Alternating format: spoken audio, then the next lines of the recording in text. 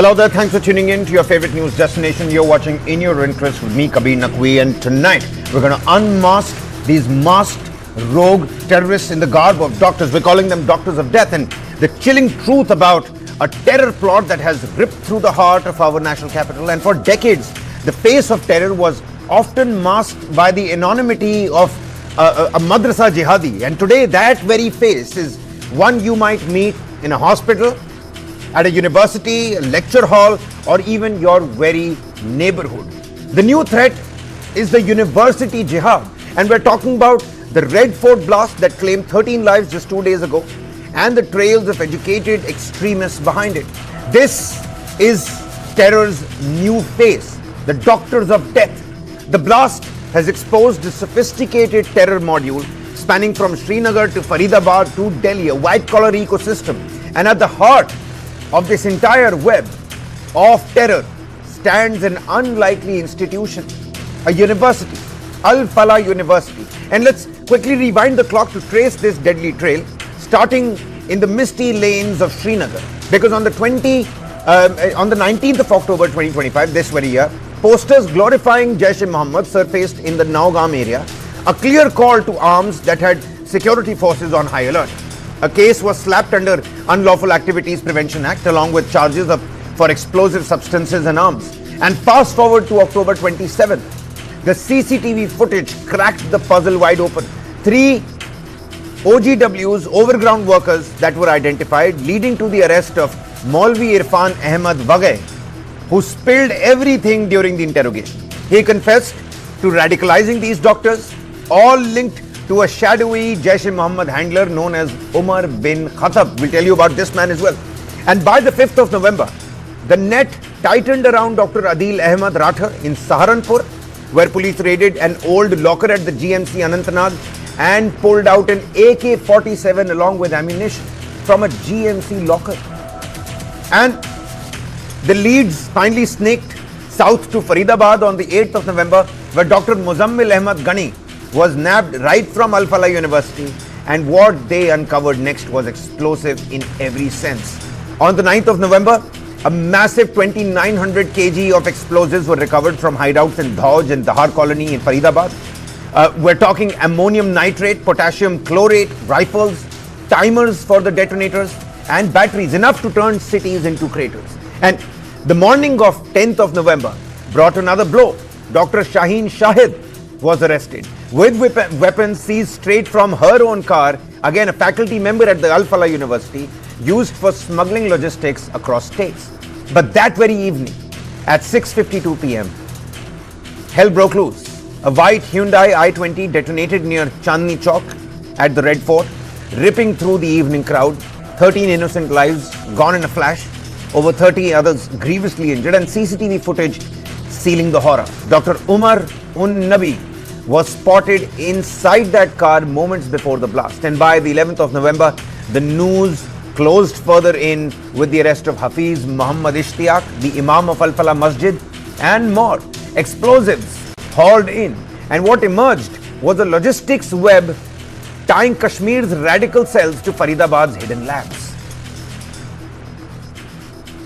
We are at Fatehpur Taga village of Faridabad, and this is the house where around 2,900 kgs of explosive material was stored. This is a rented apartment owned by an unknown person. As of now, investigations must be going on to find out the owner. But this room of the apartment is said to be the room which stored explosives, as we are told that this is the room where the explosives were stored. So if you open this, you will see that this is not a very big room, just possibly 6 by 8 feet room, and a small room, and entire explosives in this particular area, in this village of Fatehpur Taga, were stored inside this room. But if you come outside, you will see the middle portion, middle part of the middle compartment of this entire house, and the other side of the house, the other compartment, the last compartment is also interconnected. So people were staying in this compartment also. They were staying here, and if you come to inside, you will see these stairs go upside. Maybe if somebody goes on the roof, he can always see what's going on around the house.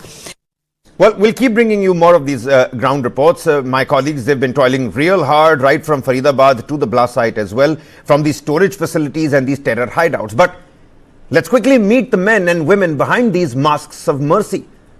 Dr. Adil Ahmed, 38 years old, the senior resident at GMC Anantnag. The resident who treated terror, not trauma. It was his tip from the Naugam Jaish-e-Mohammed poster probe that exposed the AK-47 stash and unlocked the Faridabad module. Then there's Dr. Muzammil Shakeel, 36 years old, a physician at Al-Falah University, the lifesaver who became a life taker. He hoarded 2,900 kilograms of ammonium nitrate, various kinds of potassium chlorate, rifles, timers, with the police grabbing an AK-47 and more firearms from his grip as well.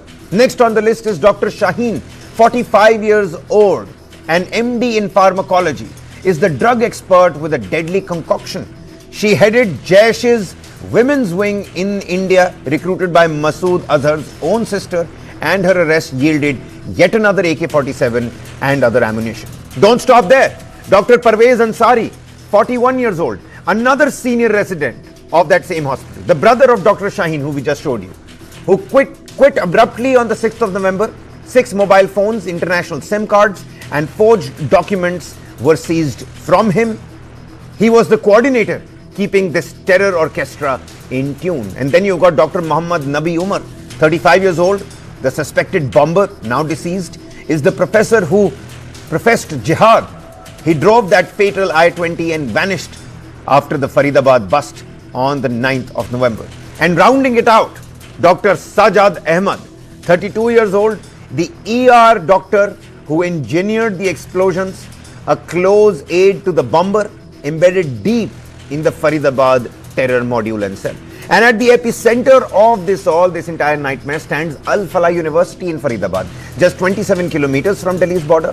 What started as an engineering college in 1995 under the Al-Falah Charitable Trust ballooned into a full UGC recognized university in 2014, spread over 70 acres. It boasts a 650-bed hospital, courses in medical sciences, engineering, humanities, with 200 MBBS and 50 MD seats, and its first batch of doctors graduating in 2019.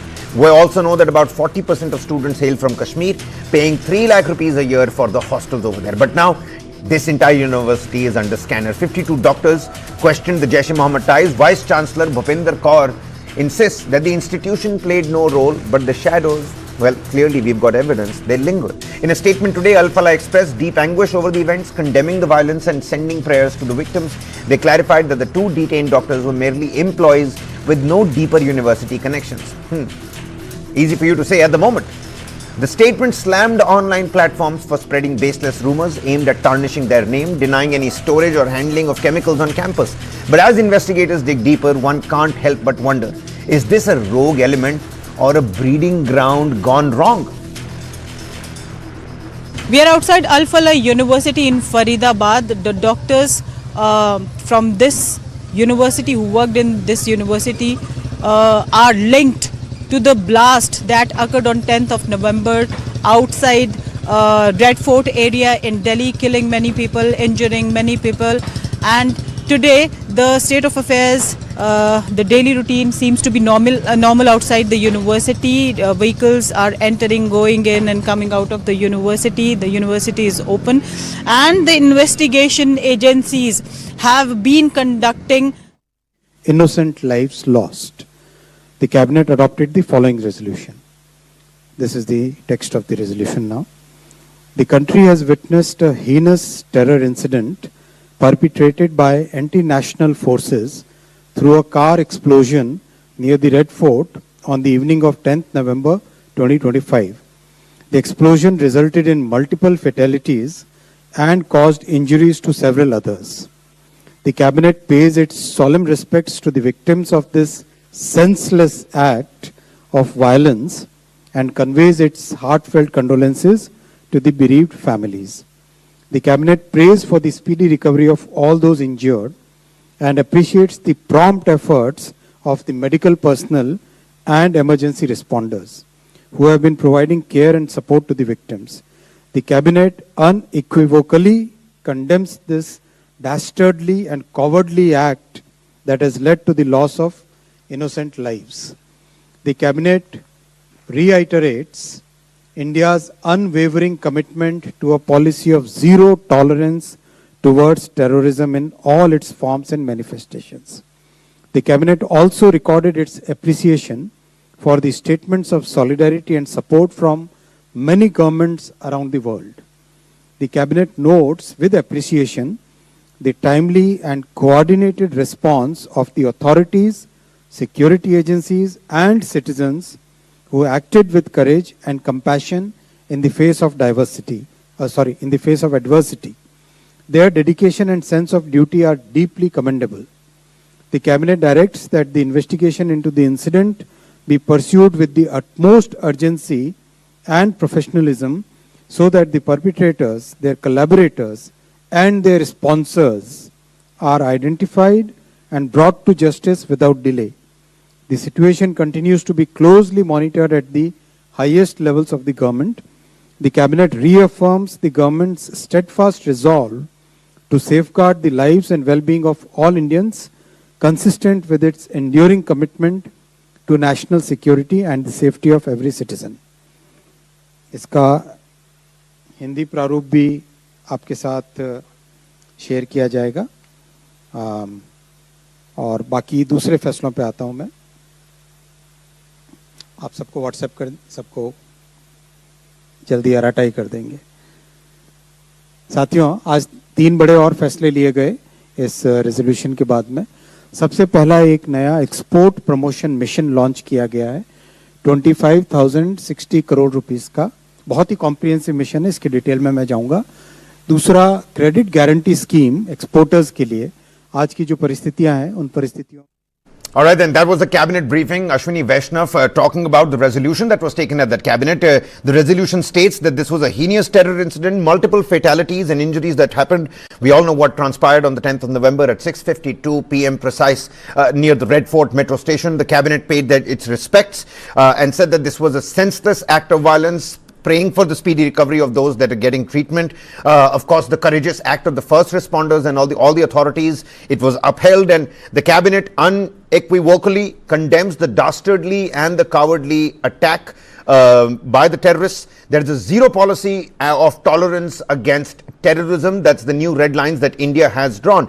And the timely and coordinated response of the authorities again upheld. The probe is going to be pursued with the utmost urgency and professionalism is what Ashwini Vaishnav said. That's the first time the cabinet has come out with its own resolution on the Red Fort blast. But we were talking about the doctors of terror. And with me, an expert set of panelists, the big questions that we're trying to ask and decode today. Of course, we will touch upon on what the cabinet has said at the moment. But the big question that we're asking is, has the profile of a terrorist changed from street radical to an educated professional?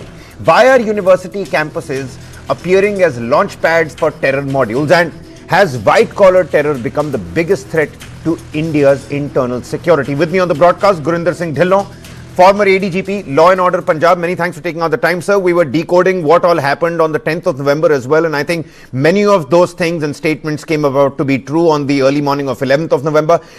Major Dr. Muhammad Ali Shah, defense and strategy expert, with us on the broadcast. Very warm welcome to you. Salute to you as well. Major, also with us on the broadcast, Dr. Abhinav Pandya, who's a counter-terrorism expert, to unearth the exact idea of what this means. What does these sophisticated encrypted channels mean now? And Sanjeev Sood, who's a security analyst himself, with us on the broadcast as well. You know, ADGP, let me quickly begin the snowball with you. From Kashmir to Faridabad, this wasn't an underground madrasa cell. We were talking about it earlier as well, but this is the medical university setup. Every other day we're learning of another doctor that is being apprehended and detained and arrested. What does this say about the evolution of their recruitment, the seduction that they carry out under the jihadi terms, and the intelligence blind spots as well? Whilst they're evolving, shouldn't we upscale and evolve our surveillance as well? Yes, Kabir, good evening, and good evening to colleague panelists, and thank you for having me. We had discussed all this earlier also, but now everything has changed. Yep. First of all, I would like, before I answer your question, beyond doubt, I would like to congratulate J&K police for what they have done, hitting the iceberg of terror, Yep. tip of the iceberg, and then interstate coordination, which led to breaking of this module and network of terrorists, which saved a chaos and disrupted the persons who wanted to wage war against India by doing mass killing. And out of panic, Dr. Umar, one of the persons, terrorist, he got killed because out of panic, the car incident happened in front of all this. There is no doubt about that from madrasas, this is a very game-changing change which is happening. That is, 5 to 7 doctors are involved in this module. It is a very dangerous trend because these are the people who take the modern Hippocratic oath, in which one of the clauses is, I will maintain the utmost respect for human life. Yep. Now imagine how shameful it is for this thing, that all of them are doctors, they take this oath, and ultimately they are leading to a situation where they are now the dreadful enemies of the humanity. Thankfully, some of them have died and some of them have been arrested. Yeah, but a lot of work that still needs to be done, ADGP. There's a lot of work that still needs to be done, a lot of arrests that still need to happen, because with each passing day, today we're talking about a red Ford EcoSport car that's been unearthed and come to light as well. After the I-20, there's another car at play. Sanjeev Sood, let me come to you next, security analyst with us on the broadcast. With Ashwini Vaishnav now saying that the cabinet has taken up that resolution. I'm going to again read out portions of that resolution. It says it's a dastardly and cowardly attack. We purely condemn this, and the probe is now going to widen with utmost proficiency and professionalism, and it's going to be taken up with the absolute amount of urgency. But the most operative part of that press conference was that there is a red line on terrorism that has been drawn post Pahalgam terror carnage. What do you think is now going to happen next? Is this going to be us, hitting back at the terror gurus in Pakistan? What's going to happen next, sir? You see, it certainly is a very dastardly act and a very heinous crime. But to my best of my knowledge, nobody in the place of authority has so far referred to Pakistan. That what you're saying. So I don't see any possibility of us reinitiating the Op Sindoor or whatever that is called. I don't see any possibility at that point of time, and I also see no rationale for that because we are a better economy. We have more to lose if we start this. Even a one day effort on this kind of operation will make a heavy dent in our economy and may also cause a lot of losses to lives and property. Whereas in case of Pakistan, they have nothing to lose. They are already paupers. They have nothing to lose.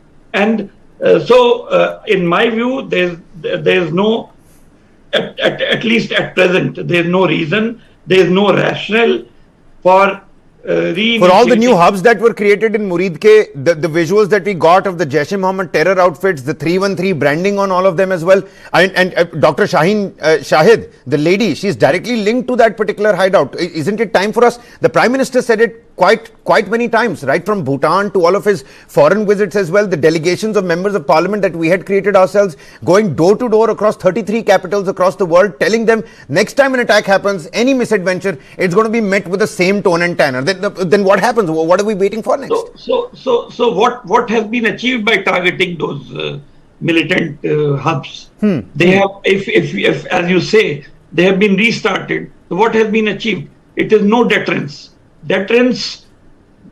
Besides deterrence, we need to look inwards. What are our mistakes? What were the mistakes? That's a that pertinent we- point. You're raising a pertinent point, sir. And I've been saying it from the start that with the evolving, strategies of sophisticated radicalization, our surveillance also has to evolve. You know, what used to happen in the Pir Panjal with the latest advent of technology and the latest gadgets, we're doing a much better job, over there as well in terms of counterinsurgency. But when we're talking about, I'm just saying that the country has put out a new formula, that there is a new red line. The cabinet minister just said that we are looking at a zero tolerance policy against terrorism. So what does that mean? I understand there is no deterrence. Pakistan, Asim Munir, they use the exact people, their own countrymen, as human shields. Why will there be any deterrence? But does that mean we're going to sit waiting here? And of course, we do need to talk about the lapses in our intelligence, but what more can be done on that particular front? Dr. Abhinav Pandya, would you like to come in on this? Yes, I would like to share my thoughts on this. Well, Prime Minister made a statement after that Pahalgam attack and during the Op Sindhu that any act of terror would be considered as an act of war. Now, in this case, though the government is not directly blaming Pakistan or even Turkey, but it's clearly established that Pakistan-based Jaish-e-Mohammed is behind this attack, ISI is behind this attack, and explosives were brought from Bangladesh, Nepal. Turkey has also come up as a major player in this attack because these guys traveled to Turkey. Now, if it's an act of war, then in that case, sovereign countries retaliate. They take revenge. You reply. If some country attack you, then you reply, you respond. Now, what's your response? Now, government may not be, directly naming them, but it's more than obvious. Now, the question is that government has to come out with a very substantial and robust response. What are the options? That's a big question. And everyone in the country is going to ask that question to the government: that are you going to start a war? Are you going to respond? Are you going to retaliate? And at this stage, if you make an argument that India has a lot to lose, Pakistan has nothing to lose, and economically it will be drained out, it doesn't make sense, because you said it in the first place that any act of terror would be considered as an act of war. Now you are accountable to the people. You have to respond. Okay? And what is your strategy? And now to talk, just talking from the other side, I must say that if the India decides to retaliate, let's say in the form of Operation Sindoor Part 2, we must be mindful of the fact that the other side is also extremely well prepared. Diplomatically, they have consolidated their ties with the US, with China, in Saudi, in the West Asia. They have emerged as a net security provider with this pact with Saudis. In Bangladesh, they are deeply entrenched. American deep state is supporting them. In Nepal, but should our geopolitical realities really stop us? I don't know about an Operation Part 2, Doctor, but because Rajnath Singh himself said that it's only put on pause, so it's going to be the same Operation Sindoor, just resumed. But I'm trying to understand our geopolitical realities. People are saying we're not close to Pakistan, we're not close to America, neither are we close to China. And take a look at the Bonhami, Asim Munir seducing Donald Trump with those rare earth minerals and whatnot. And let me tell you, I think he's not a stupid man. He's quite a smart fellow himself. He's looking at the PNL of it all. Asim Munir and Shehbaz Sharif might think they're fooling the US president, but mind you, that's the US president. He's sitting on that seat for a reason. Should our geopolitical realities stop us from carrying out, a response? And you were weighing out the options. What do you think is the most probable likelihood? See, it's not just the geopolitical realities, but I'm also talking about the hardcore military capabilities. So on the border, the man-to-man ratio, the equipment ratio, it's nearly more or less equal on the side. And if they decide to, if we decide to do something on the western front and they start creating disturbances on the eastern front, that is Bangladesh, or if China comes as a critical support provider to Pakistan, are we capable of sustaining that? I guess the best person to answer that question would be government itself. And if we are not, then as an ordinary citizen, my question would be, what were we doing? Why we weren't prepared? We need a complete overhaul of our intelligence. One big question that did come about was that when you found 2,900 kilograms of explosives in the outskirts of Delhi, Why wasn't security ramped up right then and there? Why were we waiting for this blast to happen and then suddenly the agencies started pouring in pictures of how right from Kolkata to Srinagar and down south in Hyderabad as well, in Bengaluru, the security has been beefed up. Why did we not start with the security beefing up right when we found the 2,900 kilograms of explosives? Well, it could have been a strategic decision. We still don't know. The intel agencies will tell. Even Operation Sindoor took about 20 days to actualize with that robust response. I need to slip into a quick commercial breather here, but before I do that, let's bring in Major, who's been patiently waiting. Major, this isn't a story of poverty or lack of education. Clearly, these were doctors. Doctors are usually life givers, but these turned into life takers, MBBS, MDs, PhDs. What drives educated minds to embrace this violent ideology? You've got a fair share of experience in the Northeast and in Kashmir as well.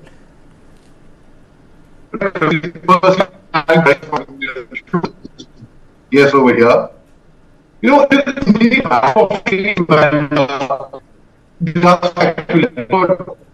Major, we seem to have some difficulty with your audio. Let's slip into that quick commercial breather here. Guests, please stay with me. We're going to fix that audio as well, Major, right on the other side. A quick commercial breather here. But this terror nexus and these doctors of terror, they need to be brought to justice. We're going to continue to decode that particular aspect. Don't go anywhere.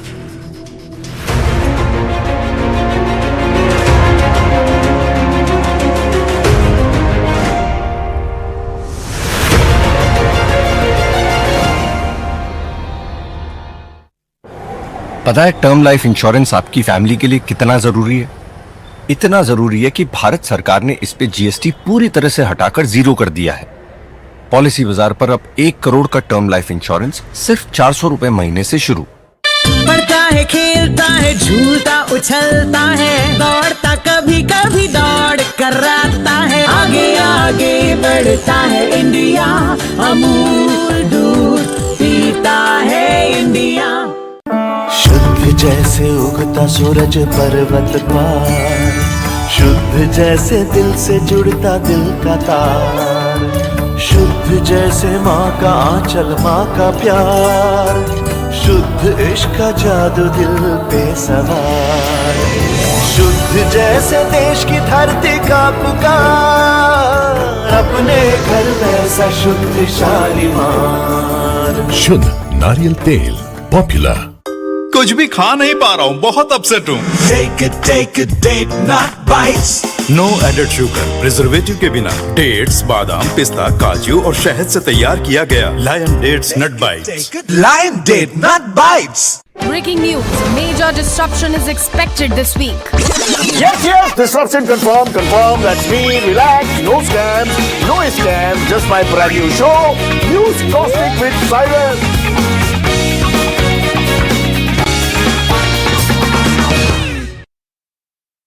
शुद्ध जैसे उगता सूरज पर्वत पार, शुद्ध जैसे दिल से जुड़ता दिल का तार, शुद्ध जैसे माँ का आंचल, माँ का प्यार, शुद्ध इश्क का जादू दिल पे सवार, शुद्ध जैसे देश की धरती का पुकार, अपने घर वैसा शुद्ध शालीमार। शुद्ध नारियल तेल popular.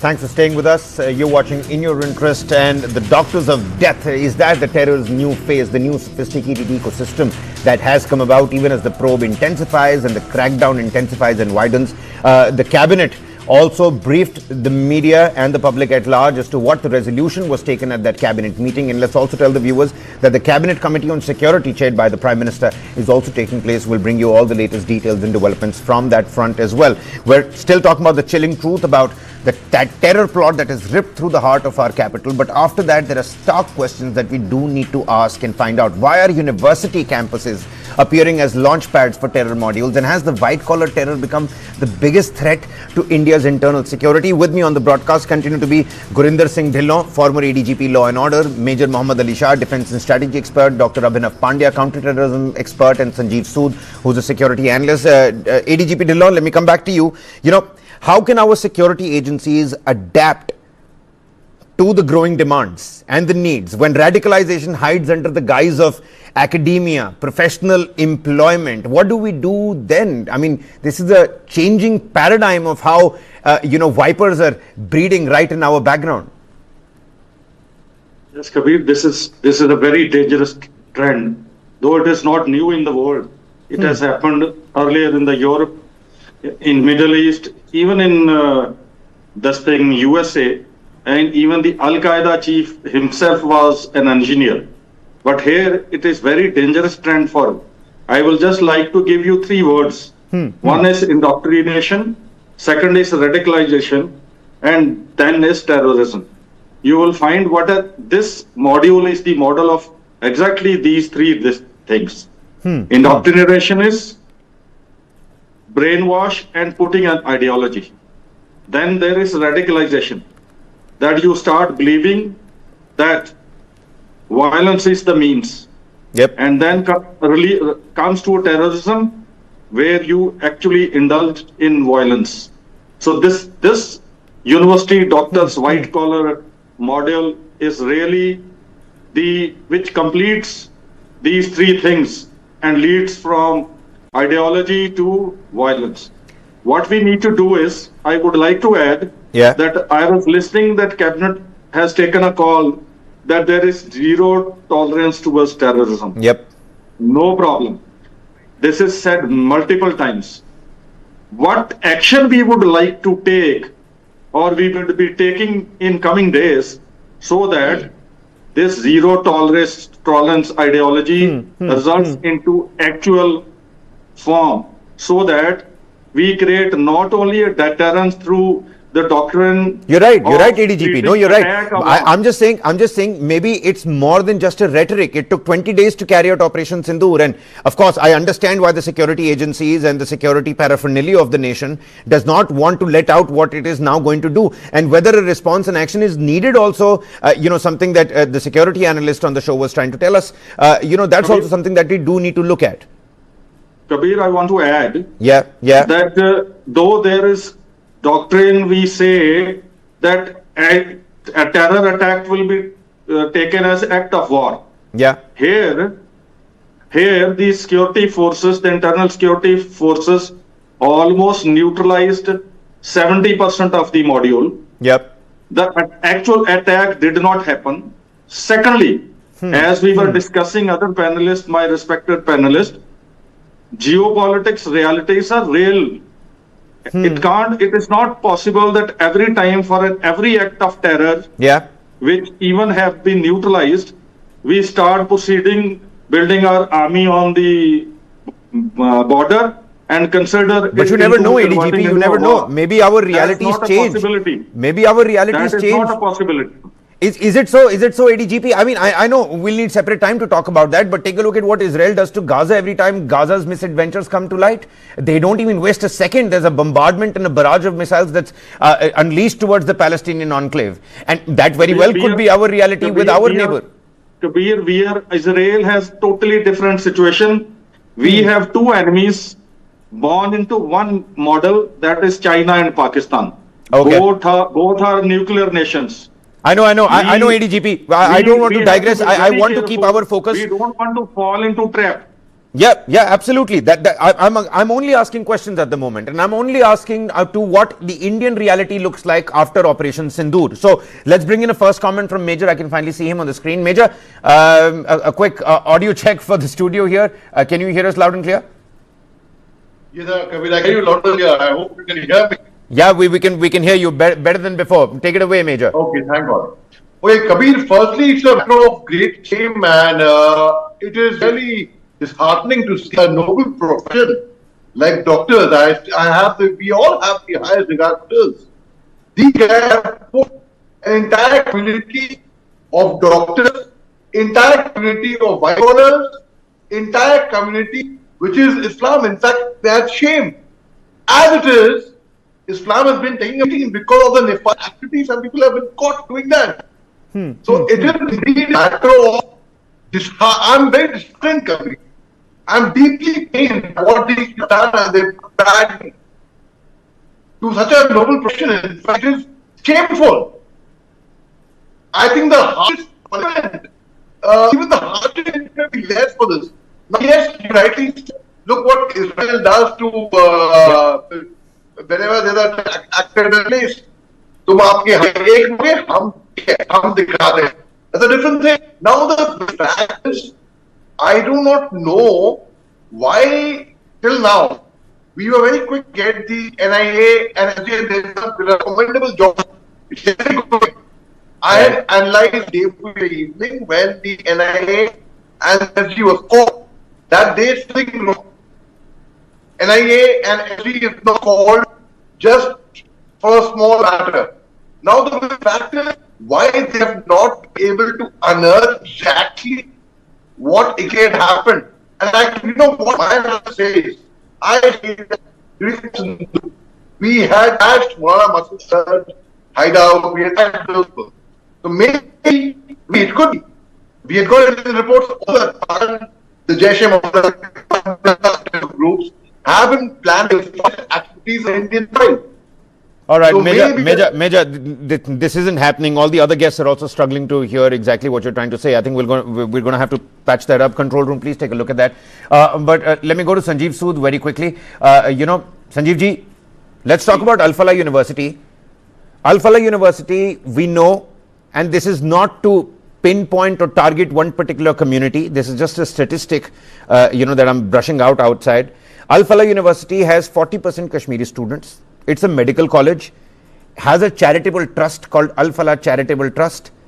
What makes such campuses, this is university, what makes such campuses soft targets for these sleeper cells, for the indoctrination to go on? आज ही एक मौलवी को भी वहां से अरेस्ट किया गया है. Right. So, you see, the white collar terrorism, etc., that we are talking of isn't a phenomena which has started from this particular university. We had SIMI, we had People's Front, who were all, and as another panelist had said, that the chief of the Al-Qaeda himself was an electrical or whatever engineer. So this is an ongoing phenomena, and in my view, the terrorism starts with a sense of alienation and an organization to exploit that sense of alienation. So these people who are educated, who are well qualified, and who are not only educated, who have got a lot of knowledge, are in a position to exploit those accentuating circumstances or the alienating circumstances. You see, I will besides whatever heinous crime has happened, I condemn their terrorism, but let us look at ourselves. What happened after Pahalgam? After Pahalgam, we sort of demonized Kashmiris in particular and Muslims in general. And this is the cause of alienation.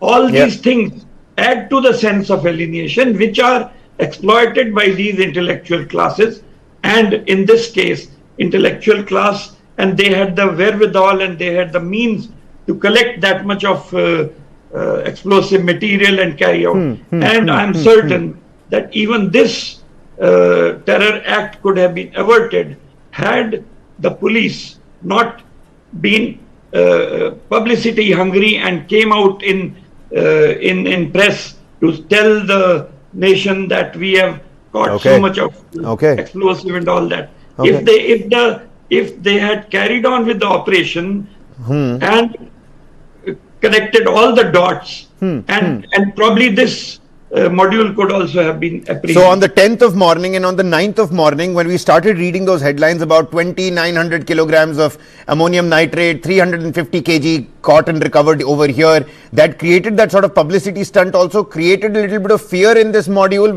because they understood that the cops were zeroing in on them. And then finally this attack happened. So that's a pertinent point that you've raised over here, Mr. Sood. Not the fear. Just one point. Not the fear. Okay.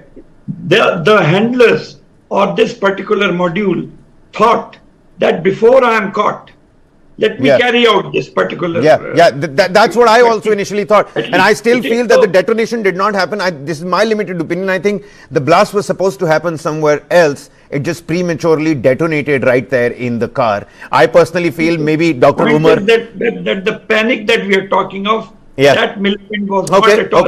He was there for 3 hours in a parking lot. And the alienation and the ostracization that you've spoken about, Mr. Sood. I think that's another reason why most of these people, mostly Muslims, get pushed into this, because they already feel alienated, and that's a psychosocial aspect of it all.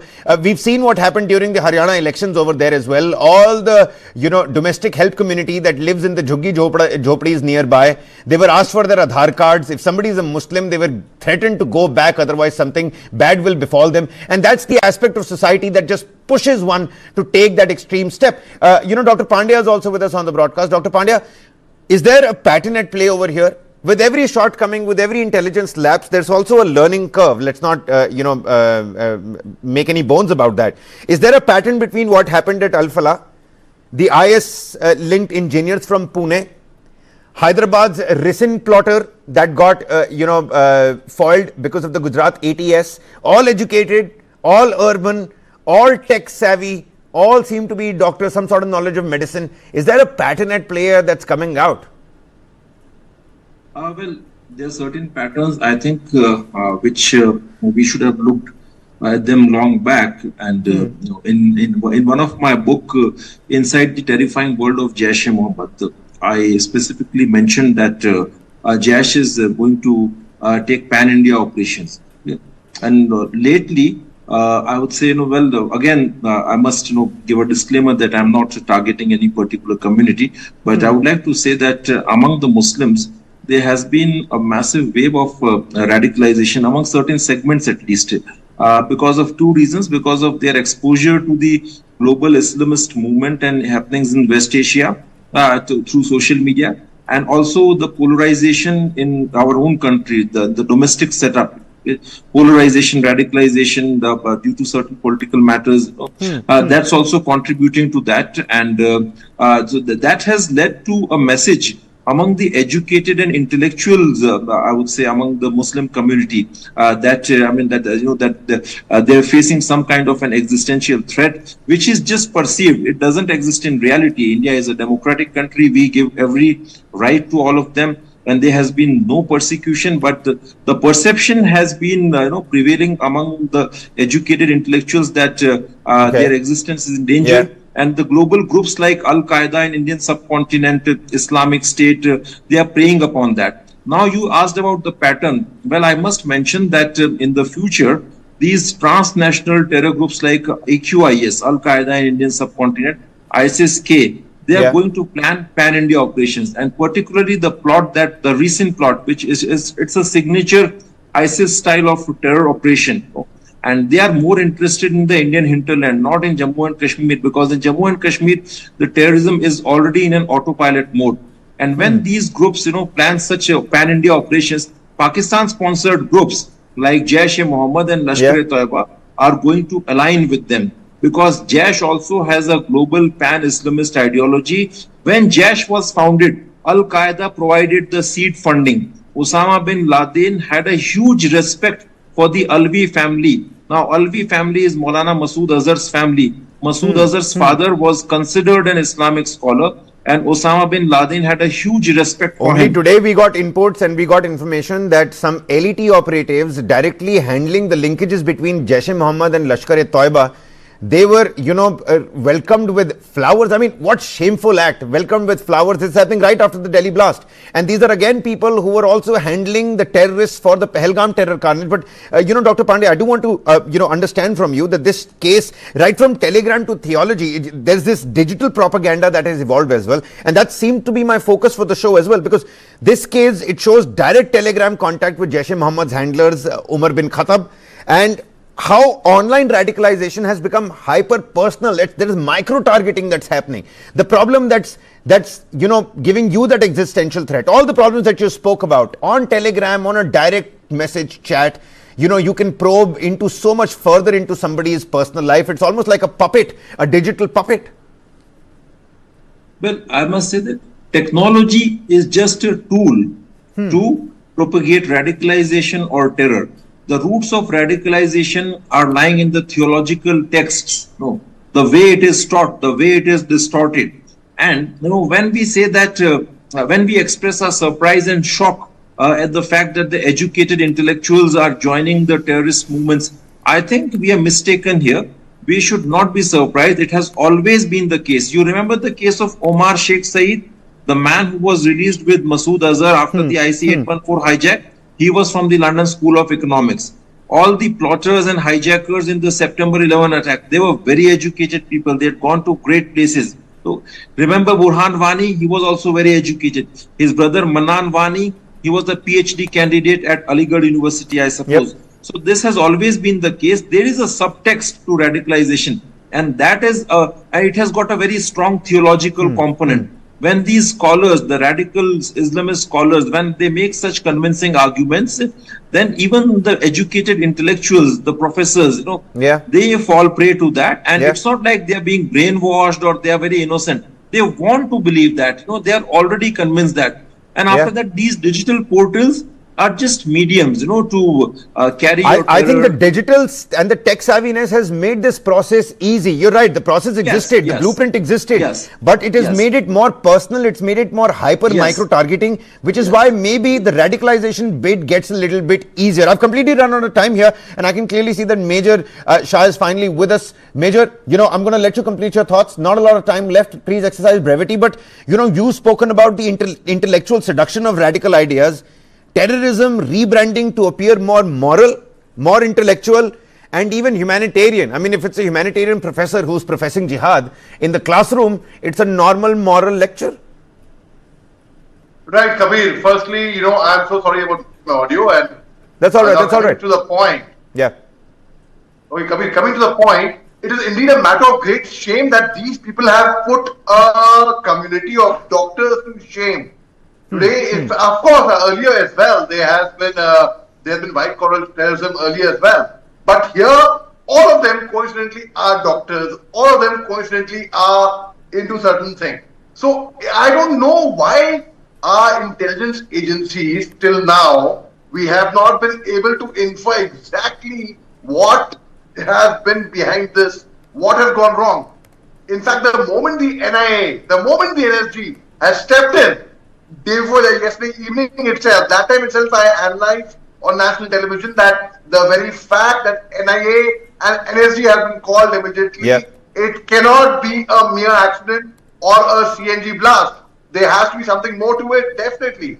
Now the very fact is what my analysis says, what I feel, during Op Sindoor, we had caused great damage to Pakistan, to Mullah Masood Azhar, to Jaish-e-Mohammed. Now it could be Jaish-e-Mohammed, his line you would remember, Kabir. He said, I wish I had gone instead of my family members. So I feel he would want to take revenge. And this could be one of the angles. And so far, and I feel most certainly, the radicalization comes from Pakistan. They are manufacturers of suicide bombers. They are manufacturers of people who radicalize. Otherwise, the very fact is, in Saharanpur, Faridabad, they have infiltrated that deep. It is indeed a matter of great concern. And this should be taken immediately by our security agencies. And I think technology must be used. Yes. All right. Many thanks for those comments. I think it's been a riveting discussion. We're going to continue to decode all that happened. ADGP Dhillon, Dr. Pandya, Mr. Sood, many thanks for taking out the time. Major, always a pleasure to have you with us on News 9. The educated jihadist is a terrifying paradox. We've understood that. A healer turns into the harbinger of hate. But if universities can become battlegrounds, they can also become the front line of prevention. And that's in your interest today. Maybe we need to look inside ourselves. Alienation, extremism, ostracization of a particular community, all of this adds to the psychosocial aspect of it all. But needless to say, there has been an evolution in how the sophisticated networks and channels actually work on this front, which is why we're trying to uncover the rogue mask of these new faces of terrorism. These are doctors of death, needless to say, and they're not going to be going anywhere soon, which is why the institutions and the civil society groups themselves have to be the new front lines on this particular aspect. All the latest details with the Cabinet Committee on Security, those details also coming right on the other side. Don't go anywhere. Many thanks for watching In Your Interest.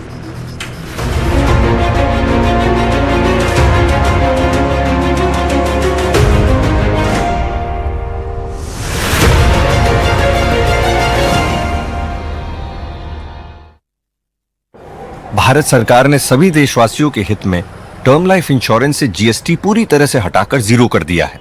इससे term life insurance काफी सस्ता हो गया है। Policy बाजार पर अब 1 करोड़ का टर्म लाइफ इंश्योरेंस सिर्फ 400 रुपए महीने से शुरू। पढ़ता है, खेलता है, झूलता उछलता है, दौड़ता